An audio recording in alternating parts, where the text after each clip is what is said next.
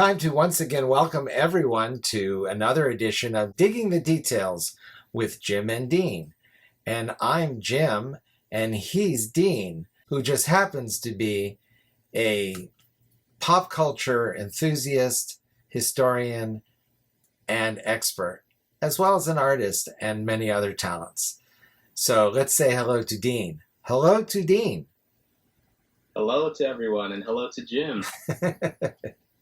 I'm Dean, and I'm thrilled to be here with Jim Fanning, who is also a pop culture enthusiast, wonderful author and writer of all kinds of pop culture, and it's wonderful to be here today.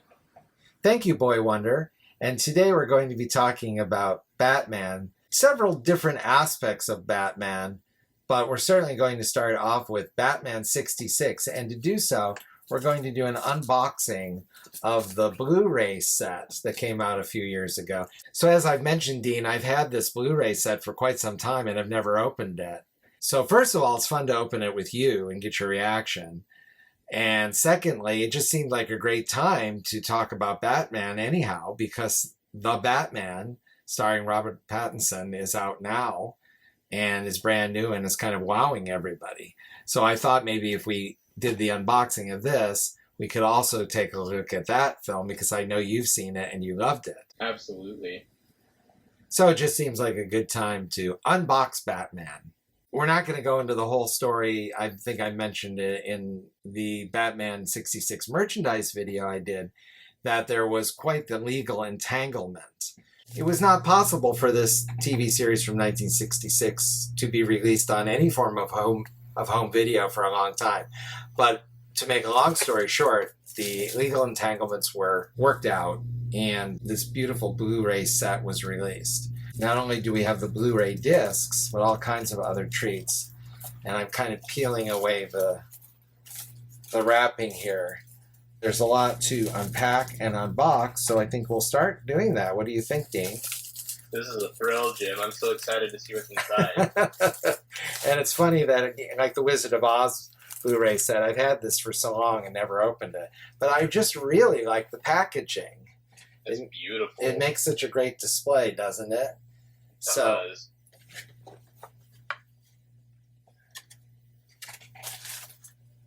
I never loved those cardboard backer things that come off, but that's what happens these days.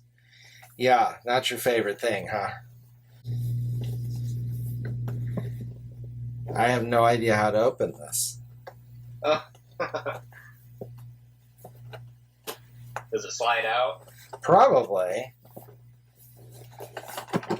We're experiencing technical difficulties. Russ, please cue up Holiday for Strings and the Please Stand By placard.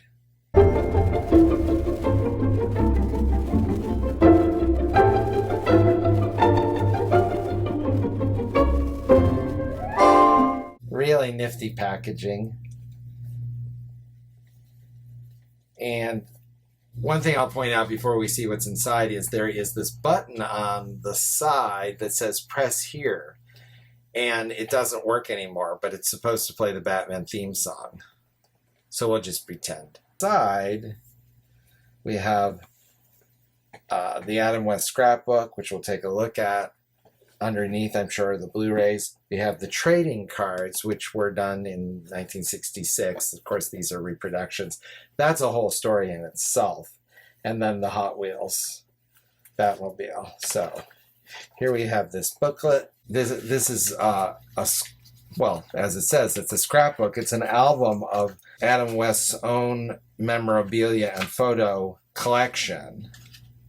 Adam West was very involved in the Blu-ray set, so that's very exciting. How fun. Yeah, some really cool stuff. It starts out with his years before Batman. So some pictures of when he was a kid, in high school and college. Really fun. And then, of course, the show itself. So this is it's very simple, really, but it's very nicely done. And a neat keepsake. So we also have an episode guide. Look at that. It's a whole booklet. So that's very handy. With credits and the synopsis for each episode. So one of the interesting things about the Batman 66 series is that they were on not one night a week, but 2 nights a week, Wednesdays and Thursdays. The 2 episodes were telling one story, and there was a cliffhanger usually of some sort on the first episode, and then you would turn in to see what happened in the next. The title of the episodes are really fun, like hear about the Mad Hatter. The first episode is The 13th Hat. The next episode is Batman Stands Pat. Then we have The Joker Goes to School. And the next episode, He Meets His Match, the Grizzly Ghoul. And we have True or False Face, followed by Holy Rat Race. So the titles themselves are really fun and interconnected. Very creative. Yes, and anybody that uses physical media always likes having a handy episode guide because you really need something to guide you through it all, right? Right, Dean? I know I do. So then there's also a guide to the bonus disc. So that has to do with the kind of the art of Batman, because I think an aspect of Batman is sort of the pop art reflection of what was going on in the late 60s, like with Andy Warhol and such. So the designs here are kind of reflecting that. That's sort of part of that look. He had already started doing comic book as art. He would incorporate comic book panels, including some Disney, into his art. So the use of the sound effects as graphics reflected that. So it was picking up on that, and things like the Batusi and other 60s elements. Then we indeed do have the Blu-rays. The Blu-ray packages all have the villains. So very cool. Yeah, it really is. And only 3 seasons. And then like I just knew they would do something like this, because this is kind of fits the series, and I think the people that put this together were very savvy. The final image is Commissioner Gordon and Chief O'Hara dressed in beach attire for the surfing episode. Oh, fun. Sort of a commentary, too, on how the series kind of declined. I think the fact that it's only 3 seasons emphasizes that as hot as it started, because, and I haven't said this yet, the series started in 1966 as a second season premiere, so January. It started out just white hot in its popularity, just an enormous smash. But a lot of times fads do not last. Even by the second season, the first full season, it had started to decline. Aside from just that sort of naturally happens, the network was very much at fault because they kept cutting the budget. It started to look very cheap instead of like going to its strengths.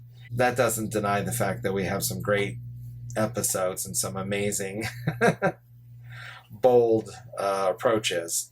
So I won't open this up, but here are those trading cards that I talked about. Now, the trading cards are a whole thing unto themselves, so I sort of hesitate to get into them. Very briefly, they were painted. These were Topps, and Topps was famous for its beautifully painted trading cards, like, for example, Mars Attacks. That was very famous as a series of paintings. And so they did that with Batman. But one reason is that these were done in anticipation of the TV show. So photos weren't available. They kind of had to guess what the TV series was going to be like. So these oddly enough, don't really reflect the TV series very well, even though that's the reason that they were put out. But they are highly sought after by collectors. I myself have some of the originals. But it's very cool to have these brand new reproductions of those trading cards. That is awesome to see. And then, as I said, we have the Hot Wheels Batmobile. That's a pretty cool Blu-ray box set. And best of all, of course, is the show itself. So What a neat treasure. That's so cool to see all of the special little tidbits they added into it. That's got to be something every Batman fan has to have. Yes, I agree with you. And I do feel very lucky to have it myself. I really couldn't resist it. Of course, I wanted the Blu-ray, right? And Of course. and I thought, well, I have to get the full set with all these treasures. It's so awesome to see that box set, Jim. I am always thrilled to discover the classics. It certainly is a classic television show. I myself haven't had full experience with it quite yet. It's on the bucket list, but my father grew up watching it and loved all the adventures, catching the cliffhangers and waiting in agony for the final conclusion of how they're going to escape their danger, but certainly thrills me to see the nostalgic factors of the show, and it seems like a wonderful production. The people that put out the Blu-ray set, they really seem to have respected how important it is as something that really brought superheroes to the forefront. And I mean, this was a big splash. I mean, of course, there had been the Adventures of Superman in the 50s, which was very, very popular. But this seemed to bring it to a whole different level that kind of led to some of the other things. And Absolutely. And like you, I just love all kinds of television history. So if it's something that was popular and important, especially, I like to seek it out and to experience it and to see what it was all about. So for this Blu-ray to give us this opportunity to experience the show this way, I mean, I haven't seen every single episode myself, probably. And to see it in this way, the Blu-rays are amazing. But I wanted to ask your opinion. What do you think of Adam West and Burt Ward as the dynamic duo? And also, do you have a favorite villain? Yeah, I've certainly seen Adam West and Burt Ward in several clips and small exposures to Batman 66.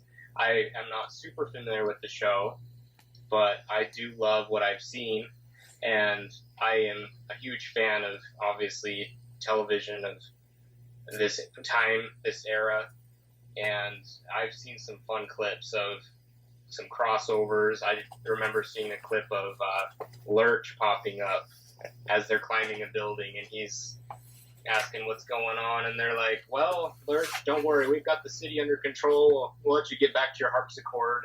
And yeah, exactly. That's a scene I definitely thought was wonderful.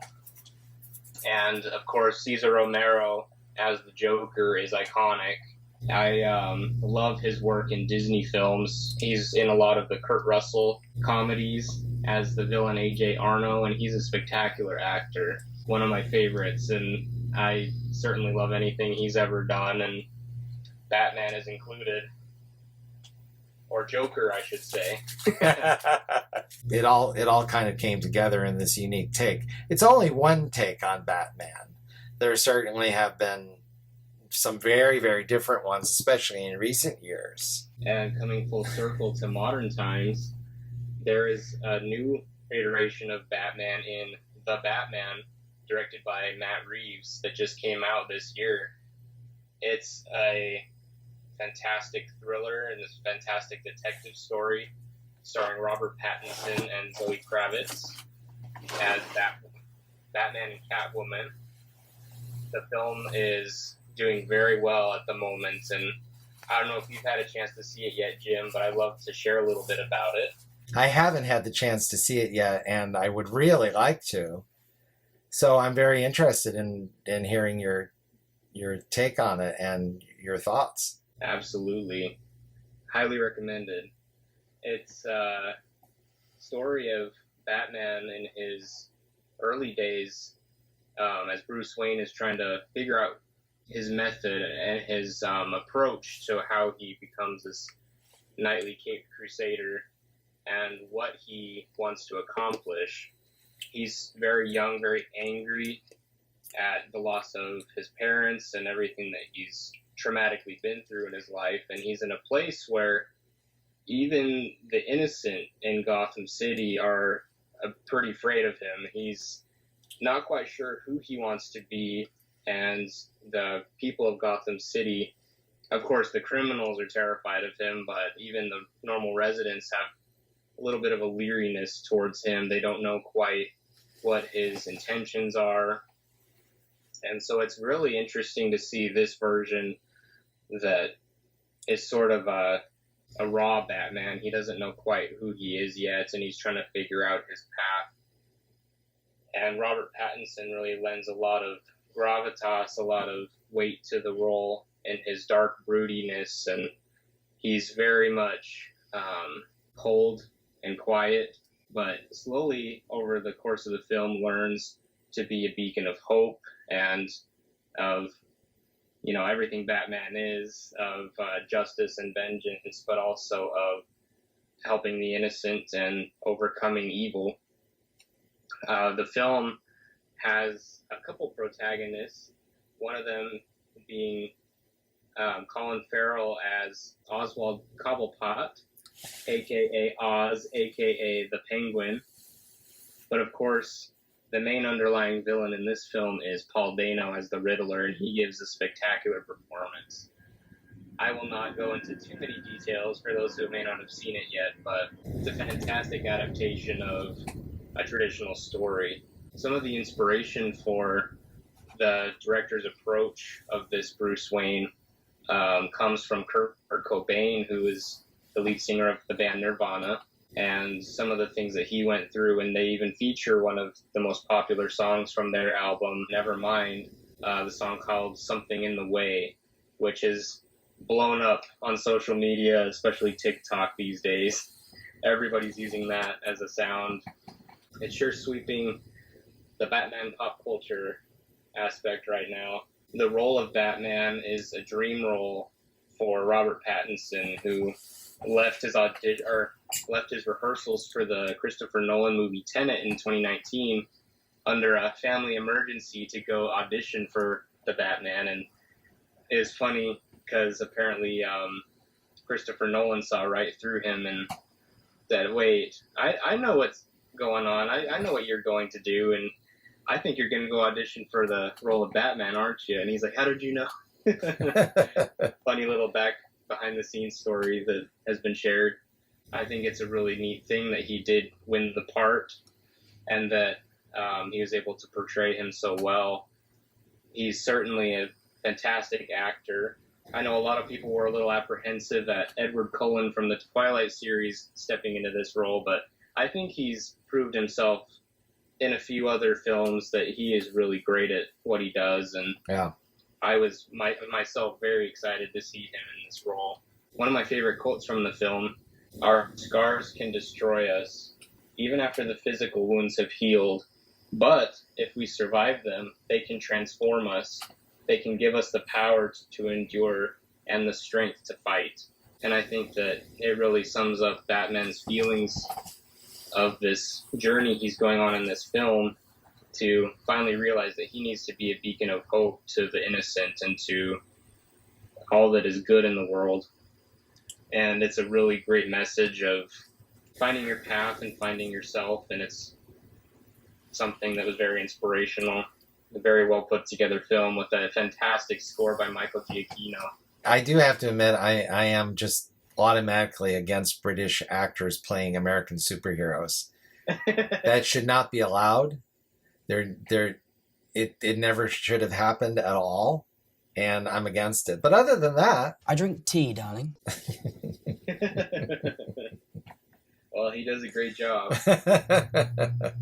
I've always thought he's a very good actor. Everything I've seen him in or anything I've heard him say, I just really like him, and I could imagine him with the broodiness, if that's the word. So I think he kind of automatically brings that to the table, let alone his acting skills. And I know everybody's raving about Paul Dano. Yes. He seems to have brought supervillainy to a whole new level. He's certainly a serial killer of the times. And do you think that helps it seem more real? I do, and he was loosely inspired by such people as the Zodiac Killer and various spooky people of our current day using technology in order to accomplish their evil ends. I love that this film is its own thing. It's not trying to be the Christopher Nolan films. It's not trying to be the Tim Burton films. It's its own unique take on the traditional tale and the traditional characters. And I think a lot of people can come away with, a lot of great things to say about it. And on multiple viewings, there's so many great details to check out. As I said before, it's a detective story, so there's lots of fun clues to discover and lots of hidden things to watch for on multiple viewings. So I recommend that as well. See it more than once. Awesome. That's really taking Batman back to its roots, because he's supposed to be a detective, first of all. And he was even introduced in Detective Comics, which was an anthology. The main characters in it were supposed to be detectives. So that's a very interesting aspect. So it sounds like we will have more to talk about when I see the Batman, which I hope will be soon. But again, everybody's raving about it. And from what I've heard, the way you said that it's its own thing and it's not trying to be something else, I've heard other people say the same thing. So that is definitely the way to go, especially when there have been such strong entries of some of the ones you've mentioned, like the Burton and like the Christopher Nolan versions, and like Batman 66. Right. Which is definitely its very own take. Certainly. We will not be seeing It's Like again. So Batman is certainly a subject we can visit again and again, and I'm sure we will. But in the meantime, I'd like to extend an invitation to everyone to come back for another episode soon of Digging the Details. But until then, he's Dean. And he's Jim. And we'll see you again for another episode of Digging the Details.